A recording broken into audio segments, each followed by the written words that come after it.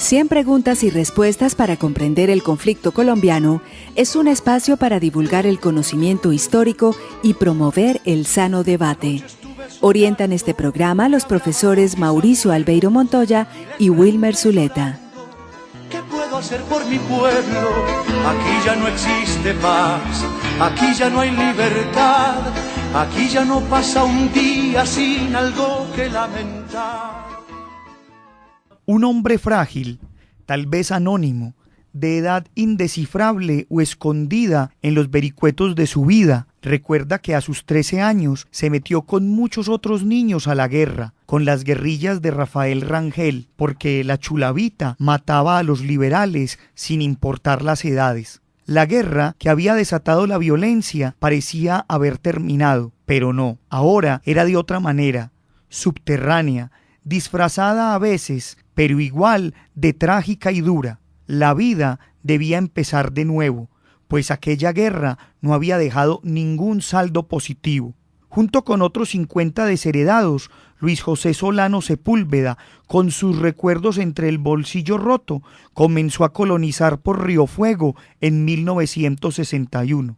Su pelea es con Ecopetrol, la Troco, Tropical Oil Company y la Shell, porque en todas esas tierras abunda el petróleo y las empresas no quieren ningún tipo de enredos con los campesinos. Todos ellos permanecen alertas para no dejarse joder. Con muchas mañas se meten clandestinamente y siembran el pasto. Luego que éste crece, tumban el monte y construyen sus viviendas en el lugar apropiado para no ser vistos desde la carretera. Y lo mismo hacen con los demás cultivos. Los campesinos más antiguos que ya están asentados en estas tierras los apoyan porque necesitan más fuerza para resistir. Los obreros de Ecopetrol les señalan los cuidados a tener en cuenta, así como las precauciones en las discusiones con la empresa. También los alertan cuando el ejército va rumbo a sus fincas con el fin de apresarlos. Cuando Luis José ya es considerado un líder entre este puñado de colonos, se entera que sus enemigos han pagado a un tipo para que lo mate cuando salga a Barrancabermeja. Al descubrir a su futuro asesino, sale a buscarlo junto con otro compañero y se le adelanta en los planes. De ahí, en más, ya no puede volver a Barrancabermeja. La pelea sigue, el ejército se mete por las noches con no buenas intenciones. Por eso Luis José construye un rancho en el monte para dormir algo más tranquilo y desde allí vigila lo poco que tiene. En esos días habla con Policarpo y Abelardo y acuerdan que él vaya a San Vicente de Chucurí a buscar a José Ayala para que les ayude. José Ayala lo pone en contacto con Carlos y con él se orienta mejor en lo que habrá de hacer. Sean todos bienvenidos nuevamente a su programa radial 100 preguntas y respuestas para comprender el conflicto colombiano. El día de hoy empezaremos una serie de programas relacionados con el Ejército de Liberación Nacional, o también conocida como la guerrilla del ELN, y hablaremos del trasegar histórico y político de esta guerrilla entre los años de 1985 y 2018. Para esto nos acompaña hoy el profesor Vladimir Ramírez Valencia. El profesor Vladimir es abogado de la Universidad de Antioquia, máster en Derecho y actualmente profesor de Sociología Jurídica en las universidades de EAFIT y también en la Universidad de Antioquia. Escuchábamos al inicio del programa un fragmento del capítulo 1 del libro Papá, son los muchachos. Así nació el Ejército de Liberación Nacional, ELN, en Colombia, un libro escrito por Nicolás Rodríguez Bautista y por Antonio García. Dándole la bienvenida pues al profesor Vladimir y agradeciendo su deferencia con este programa, vamos a entrar en materia entonces con estos temas que hemos comentado al inicio del programa. Profe, hablemos un poco sobre ese papel que jugó el Ejército de Liberación Nacional en lo que se conoció en 1985 como la trilateral. Sí, la trilateral se entiende como un principio, que es la vanguardia colectiva. Y ese principio no se entiende sino es en el contexto de esa década de los años 80. Ustedes saben muy bien que del 78 al 82 hay un escenario de reestructuración orgánica y política del Ejército de Liberación Nacional, que le están logrando superar una de las crisis más duras que ha tenido el ELN en 55 años, que es esa que va del 73 al 77. Y la trilateral, así como lo será posteriormente la Coordinadora Nacional Guerrillera, no se pueden entender sin un elemento de contexto, y es que el Ejército de Liberación Nacional está mirando a lo que está pasando en el Centroamérica y en el sureste asiático, y es que los avances insurgentes y político-populares logran avanzar en la medida que desarrolla la vanguardia colectiva, es decir, frentes amplios de fuerzas político-militares que se constituyen en factores potenciales de poder. La trilateral es un espacio de coordinación operativa y logística entre tres fuerzas: Partido Revolucionario de los Trabajadores, MIR Patria Libre y Ejército de Liberación Nacional. Y eso tiene una idea muy concreta, y es que para el año 82 al año 84, cuando comienza a darse la trilateral, ellos están partiendo de una idea que llama racionalizar la experiencia. Y el ELN entra en un proceso de autocrítica y replantearse y dar un viraje en su estrategia político-militar en los territorios. Y allí se circunscribe la idea de la trilateral. Profesor, en esta experiencia de los espacios de convergencia, ¿cuál ha sido el papel del Ejército de Liberación Nacional en la Coordinadora Nacional Guerrillera y posteriormente en la Coordinadora General Simón Bolívar? ¿Qué papel cumplieron y cuál fue esa disputa con las FARC, esos desencuentros, y qué condujo finalmente a esa disolución? Sí, no, las FARC entran mucho después. Repito algo, y es que en ese periodo de crisis, siempre que el ELN entra en un periodo de crisis, aparece la figura de Camilo Torres. Y en esa idea de unidad y de convergencia, no solamente se da esta propuesta de articulación que es la trilateral, sino de avanzar hacia una propuesta de identidad política. Ahí aparece la Coordinadora Nacional Guerrillera, ya más con la participación del Movimiento Armado Indígena Quintín Lame, con algunas expresiones del EPL, no todas, y con algunos mandos del M-19. Eso es lo que configura la Coordinadora Nacional Guerrillera, bajo el propósito de ser factor potencial de poder y lograr una escalada en términos de presencia territorial y presencia política. El ELN es el que incentiva esos caminos de unidad, es el que desarrolla las primeras reuniones nacionales, es el que primero hace los contactos entre diferentes direcciones y conducciones de las organizaciones insurgentes para el momento, ese año 85, ese año 86, que se puede catalogar como un escenario de convergencia o de consolidación de movimientos y actores sociales y políticos en el país, como le diría el profesor Mauricio Archila. La Coordinadora Guerrillera Simón Bolívar es la propuesta de articulación de todos estos grupos guerrilleros con las FARC, como sabemos. La principal diferencia tiene que ver con el escenario de negociación y diálogo con el gobierno de Belisario Betancur y con la manera como se desarrolló el trabajo de masas para apoyar en la elección popular de alcaldes, donde comienzan a darse las fisuras, sobre todo después de 1991. Recuerden que el 9 de diciembre, el 90, del bombardeo a Casa Verde, se entendía que era el campamento de los mandos de la Coordinadora Guerrillera Simón Bolívar, pero a partir de allí, después del 91, las FARC están dando un giro totalmente hacia una guerrilla de tipo más militar, ¿cierto? Más de cooptación de territorios, mientras que el ELN está pensando hacer una guerrilla más de corte societal, más de arraigo territorial, poblacional, más de constituirse en un actor político en armas. Esa tensión es evidente en los territorios, no solamente es un asunto de tensión político-ideológica, sino también operativa. Caso concreto, el oriente antioqueño, caso concreto, el nordeste, ¿cierto? Caso concreto, lo que fue algunas zonas del sur de Bolívar, de cómo se fueron manifestando esas tensiones al interior de la coordinadora. Pero con otro asunto también, es que la coordinadora crea un código de guerra, un código ético de comportamiento con las poblaciones, y comienzan los ires y venires de qué fuerza cumplió o no, y se hace una especie de fraticidio de una u otra organización, cuál cumplió y cuál no ese código con la población, porque por medio de una categoría de análisis ahí, y es legitimidad. Las guerrillas de los años 90, frente a la ofensiva paramilitar, frente al desarrollo de las nuevas estrategias de guerra por parte del gobierno de César Gaviria y Ernesto Samper, y la apertura neoliberal, están enfrentando una diatriba, y ante el contexto internacional de la caída del muro de Berlín, el problema principal de la guerrilla de los años 90 es la legitimidad de su proyecto político. Profesor, en ese orden de ideas, pues en 1987 aparece lo que se va a conocer como la Unión Camilista ELN. Sí. Profe, cuéntenos un poco cuáles son las resoluciones de por qué se funda esa unión camilista o se le da esa renovación, cuál es la intención de esa organización, y a la vez un tema que se resulta ahí bastante polémico, el papel de los cristianos. La Unión Camilista Ejército de Liberación Nacional se configura, o el acta de fusión es el 7 de junio de 1987. ya no es solamente en esos escenarios de articulación operativa, sino que efectivamente hay un nivel de identidad política entre el MIR Patria Libre, que es estrictamente camilista, el MIR Patria Libre de funda acá en el suroeste antioqueño, concretamente en el Pueblo Rico, municipio de Pueblo Rico, y encuentra unos caminos de articulación. Realmente el MIR Patria Libre es el que lleva o fortalece el trabajo de los cristianos, a pesar de la existencia de Manuel Pérez Martínez, del cura, pero el MIR Patria Libre va a nutrir esa articulación con el ELN en términos del trabajo cristiano, el trabajo comunitario y el trabajo político ideológico, es como el fuerte. Ese se da sobre todo en términos de identidad política, de ganar fuerzas. Se da en el año 87, pero ese proceso de unidad de la Unión Camilista va a tener una duración más o menos formalmente hasta el año de 1996, pero materialmente se cae ya hacia el año 91 cuando con la fisura de la corriente de renovación socialista. Pero es en términos de identidad política, de articulación, de crear un cuerpo orgánico y político de mayor peso y presencia, y sobre todo de lograr un acaparamiento o una expansión, de llegar a otros sectores donde el ELN no haya llegado. Y quiero introducir un elemento acá muy importante para el debate de esos finales de los años 80, sobre todo que tiene que ver con ese segundo Congreso de Nuevo Gobierno y Poder Popular. Y lo voy a decir de esta manera: el ELN en la segunda mitad de la década del 80 literalmente renuncia a la toma del poder y da un viraje estratégico y comienza a lanzar la propuesta de poder popular.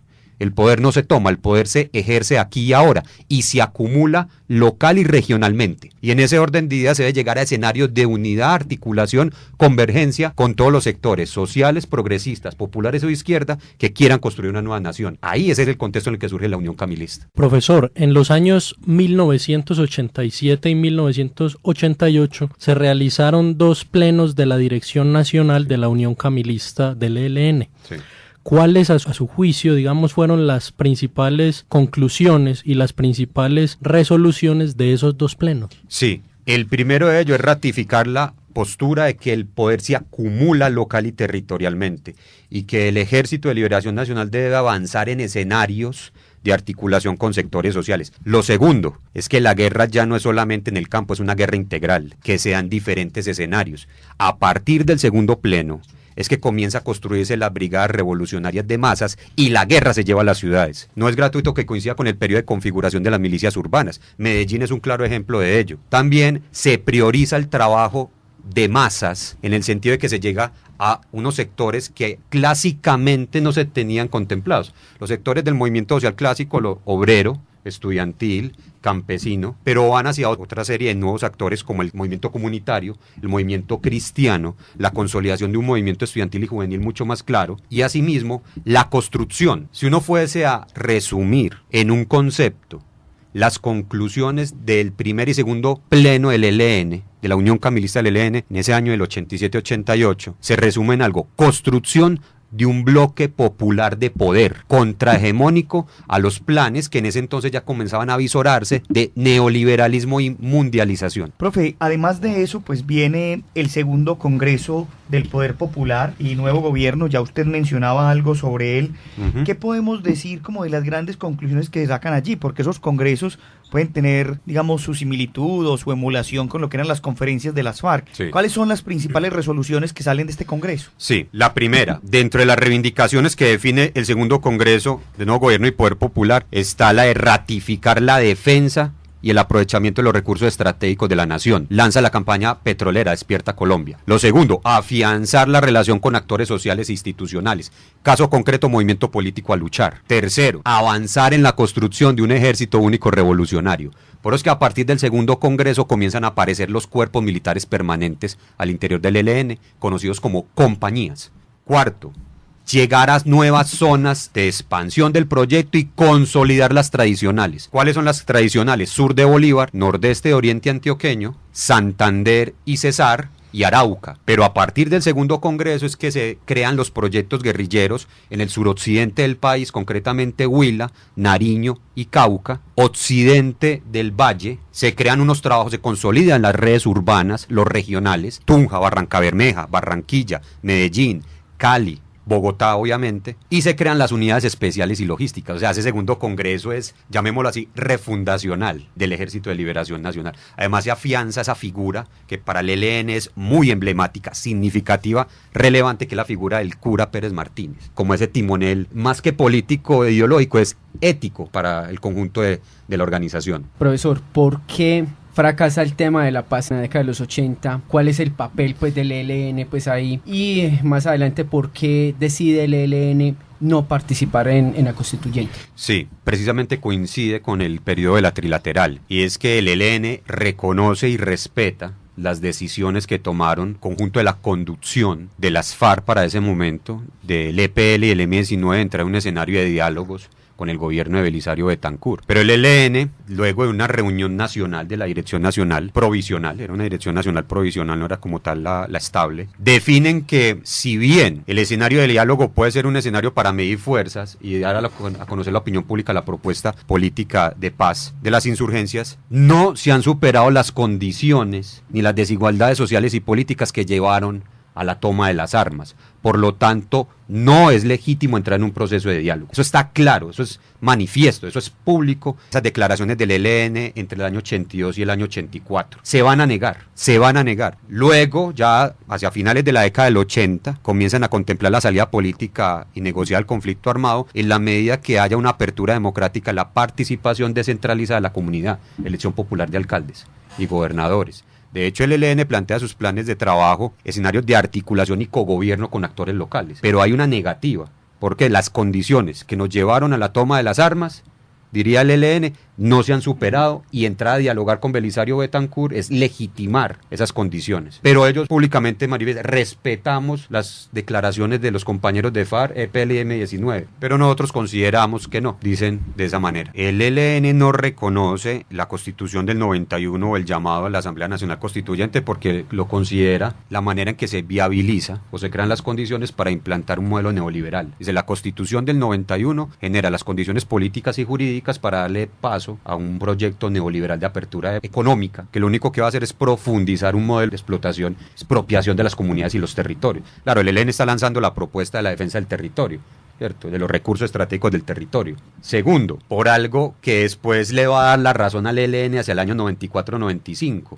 y es, una cosa es el proyecto constitucional, pero otra cosa son las condiciones en los territorios. La pregunta sería, ¿la gente estaba preparada para construir un sujeto político de participación democrática? Y si esa frustración de la no configuración del sujeto político no llevaría a un nuevo ciclo de violencia, es lo que pasa en el año 95. Y hay otro elemento, ellos entienden que la Constitución del 91, aceptarla sería reconocer la claudicación del proyecto socialista. Ellos son muy críticos con lo que pasa en el modelo pro-Moscú, la dialéctica materialista prosoviética, lo que pasó con el muro de Berlín, pero ellos dicen, no hubo la suficiente autocrítica, y por eso es que a partir del segundo congreso el ELN se sigue reconociendo leninista, pero lanza una postura de pensamiento propio y pensamiento latinoamericano. Construyamos el socialismo teniendo al hombre como centro desde nuestra realidad latinoamericana, y pensaban que esa Constitución del 91 lo que hacía es un proyecto demoliberal burgués que no posibilitaba eso. Profe, y frente a los diálogos de Caracas y Tlaxcala, ya en el gobierno de César Gaviria, hablemos del papel del ELN ahí. Eso tiene unos antecedentes concretos. Antes de los diálogos de Caracas y Tlaxcala están los escenarios de convocatoria a actores institucionales y guerrillas en Cravo Norte, Arauca. Comienza a hablarse ya de una salida política al conflicto, se comienza a hablar, ya comienza a aparecer en el aire la idea de la participación de la sociedad, de que los diálogos no es un asunto entre guerrilla y gobierno, sino que debe ser un asunto entre insurgencia, sociedad y Estado, una cuestión de calado mucho más profundo. Se habla de verdaderamente cómo llevar más a fondo los esquemas de participación democrática con la elección popular de alcaldes y de cómo generar unas garantías para poder negociar en medio de la confrontación. Estamos hablando del año 89-90, o sea, eso no es de ayer por la tarde, es una tradición de más de 30 años de negociación que ha estado ahí y está. Ese acercamiento se hace en Cravo Norte, Arauca, y ahí se define hacer una serie de espacios de diálogo entre el gobierno colombiano y grupos insurgentes en Caracas. Los diálogos en Caracas tuvieron todos los inconvenientes que puedan haber, desde los atentados a unos dirigentes liberales y cercanos al proceso de diálogo, hasta el problema de orden público en Caracas. que se ven en la obligación de sacar los diálogos y llevarlo a Tlaxcala como tal. Nunca queda claro realmente todas las variables y circunstancias que jugaron en Tlaxcala para bajarlo. Lo que queda claro es que en Tlaxcala por primera vez aparece públicamente la coordinadora guerrillera Simón Bolívar disputando un escenario político de diálogo y negociación. Es más, salen a la opinión pública por primera vez muchos de ellos. Algunos ya se conocían, pero los que los años 90 y comienzos del 2000 van a ser la conducción político-militar de la FARC y el ELN, aparecen en Tlaxcala. Profe, hay un tema bastante particular y es que vienen después esos temas relacionados con la propuesta urgente por Colombia, sí, esa propuesta que hace el ELN entre el 96 y el 98, algunos acuerdos, pero también está la acción de Machuca en Segovia, ¿no? Sí. ¿Cómo entender ese accionar de una guerrilla como el ELN en ese momento entre las posibilidades de diálogo, pero también atentados tan dolorosos y atroces como el perpetrado en Machuca? Sí. En 1996 se desarrolla el tercer congreso del Ejército de Liberación Nacional. Algunos dicen que se hizo acá en Antioquia. Ese tercer congreso, llamado Edgar Amílcar Grimaldos, tenía por consigna Somos Revolución, somos poder y triunfaremos. El ELN decía que había superado las crisis internas, que estaban en una capacidad de proyección política y territorial que les permitiría acumular poder. Por eso es que a partir del tercer congreso se fortalece mucho militarmente la presencia territorial de esta organización. Pero también ese congreso define dos objetivos y es buscar, como sea, el diálogo con la sociedad civil, crear una metodología que allane el conocimiento de las problemáticas de los territorios de cara a una solución por parte de los mismos actores y de cara a una Asamblea Nacional Popular o Asamblea Nacional Constituyente. Y segundo, la guerra hay que humanizarla. Señor Estado, aplique el protocolo 2 de Ginebra, cúmplalo, ¿cierto? Hay que cumplir unos criterios mínimos, decía en ese entonces Antonio García del ELN, para poder salir avante en un proceso de diálogo. Y el primero de esos criterios es, cumplamos los criterios que exige el protocolo 2 de Ginebra y Estado comprométase con frenar el avance del paramilitarismo, concretamente sur de Bolívar. El escenario del 96 al 97 va a ser también un poco convulso, lo que sería el acuerdo del Palacio de Viana en España, lo que sería posteriormente Río Verde, acá entre los municipios de San Francisco, Carmen de Iboral y Sonsón, en la zona de Río Verde, Los Montes, que buscaba hacer lo que se denominó la Convención Nacional, ese espacio de diálogo para todos, ¿cierto? Ellos comienzan a lanzar, el ELN comienza a lanzar a partir de la Convención Nacional la idea de que la paz es las transformaciones estructurales del conflicto, no solamente el silenciamiento de los fusiles, y que la paz tiene que ser a varias voces. Pero en ese contexto, una guerrilla que está lanzando una propuesta de defensa de los recursos del territorio, de nacionalización, ocurre lo de Machuca. Hay varias versiones. Hace poco fue publicado un libro por la editorial La Fogata que recoge una de esas versiones. Hay otra versión desde un grupo de víctimas, hay otra versión por parte incluso del mismo ELN, hay otra versión por parte del establecimiento, de cómo se entiende que un error operativo, un error de ellos, ¿cierto? El asunto de volar un oleoducto en medio de una población como de Fraguas, o que popularmente se conoce como Machuca, termina trastocando el proceso de legitimidad de diálogo del ELN. Aún no queda claro si fue propiamente un error en la voladura, si fue un problema de cálculo, si fue un asunto no premeditado, si fue un asunto premeditado. Total, fue uno de los acontecimientos de repertorio de violencias, tal vez más emblemáticos en 55 años de confrontación entre esa guerrilla y el Estado. Lo que sí va a constituir Machuca es un punto de inflexión. No solamente un punto de inflexión para frenar diálogo, no solamente un punto de inflexión para que el gobierno le recrimine al Ejército de Liberación Nacional su falta de cumplimiento con las mismas normas de la guerra, sino que va a ser un punto de inflexión en términos de la dinámica bélico-militar de los territorios. La guerra no vuelve a ser la misma después de Machuca. El nordeste antioqueño no vuelve a ser el mismo después de Machuca. Usted está escuchando 100 preguntas y respuestas para comprender el conflicto colombiano. Los privilegios del jefe. Es bien sabido que dentro del estilo de trabajo revolucionario, los jefes deben ser los primeros en el ejemplo y en el sacrificio. Inútil sería entrar a hacer el análisis de todo cuanto perjudica el caudillismo y el autoculto, porque sobre ello hay escritas abundantes publicaciones marxistas. Con el correr del tiempo, Fabio Vázquez fue rodeándose de pequeños privilegios que empezaban a destacarlo en esa forma del resto de sus compañeros y a fomentar una irrestricta adhesión de tipo personal. Dejó de prestar los servicios de vigilancia y de cocina, escogía la mejor hamaca, el mejor equipo, las mejores botas. Permanentemente estaba usando ropa nueva, encargaba para sí cigarrillos más finos, se hacía lavar la ropa por los guerrilleros y por último resolvió tener un cocinero particular que le preparara la comida diferente de la del resto de la guerrilla. Se hacía llevar el desayuno a su hamaca, así como el agua para lavarse la cara y la boca, y se levanta unas 2 horas después que el resto de la guerrillerada. A todo ello fue agregando más y más pequeños pero odiosos privilegios, fomentando su propio culto a la personalidad y su caudillismo, de suerte que sobre sus actos era imposible cualquier crítica. Llevado por esa tendencia, decidió conformar un Estado Mayor integrado principalmente por sus hermanos y por algunos campesinos semianalfabetos, pero de gran fidelidad personal al jefe, cuya precariedad cultural, política, les impedía cualquier asesoramiento real en ese campo.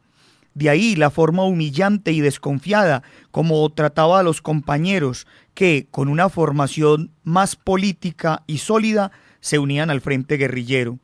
Dada la poca estructuración política del campesinado y su tendencia hacia el culto caudillista, Vázquez Castaño pudo convertirse en una especie de intocable, con el cual era imposible cualquier polémica. La adhesión a los principios revolucionarios se convirtió en adhesión de espionaje con el objeto de enterarse de cualquier crítica o descontento, con el fin de imponer disciplina, para lo cual se valió de los llamados cancilleres, guerrilleros adolescentes, algunos casi niños, que se prestaban entusiastas para cumplir esa misión. Lentamente, algunos de los privilegios de los que se rodeó los fue permitiendo en igual medida a los miembros de su Estado Mayor, creándose así una mentalidad egoísta, pues muchos guerrilleros hacen esfuerzos o tratan de adular al máximo jefe con el propósito de llegar a esa posición dirigente para gozar de las ventajas materiales que ello conlleva.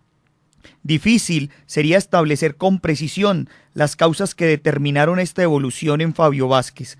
La sencillez y el espíritu de sacrificio de que hizo gala inicialmente devinieron en arrogancia, vanidad y privilegio. Estas condiciones se pueden observar en la entrevista concedida al periodista mexicano Mario Renato Menéndez y en el mensaje grabado que envió a la conferencia de Olas. En la primera, enumera las condiciones que según él debe tener un jefe guerrillero y que no son otras que las que se autoatribuye. Y en la segunda, refiere con menosprecio a otros dirigentes guerrilleros latinoamericanos, si bien lo hace de manera velada. Y es significativo el hecho de que le hubiera comentado a la guerrilla, refiriéndose a un discurso en el que Fidel Castro lo menciona, que ni a otros jefes guerrilleros Fidel se había referido tan elogiosamente. Escuchábamos un fragmento del libro El ELN, La guerrilla por dentro, de Jaime Arenas, un libro bastante crítico y que en este apartado hacía una crítica directa al poder de uno de los fundadores de la guerrilla del ELN, Fabio Vázquez Castaño. Con esto entonces terminamos nuestro programa del día de hoy, pero los invitamos para una segunda parte, donde también de la mano y con los conocimientos del profesor Vladimir Ramírez Valencia, continuaremos hablando de este trasegar político e histórico de la guerrilla del Ejército de Liberación Nacional. Agradecemos a la Universidad Nacional por este espacio que nos brinda, a Jorge Benjumea en el máster y a ustedes los esperamos para una nueva emisión. Hasta pronto. 100 preguntas y respuestas para comprender el conflicto colombiano es un espacio para divulgar el conocimiento histórico y promover el sano debate. Orientan este programa los profesores Mauricio Albeiro Montoya y Wilmer Zuleta. ¿Qué puedo hacer por mi pueblo? Aquí ya no existe paz, aquí ya no hay libertad, aquí ya no pasa un día sin algo que lamentar.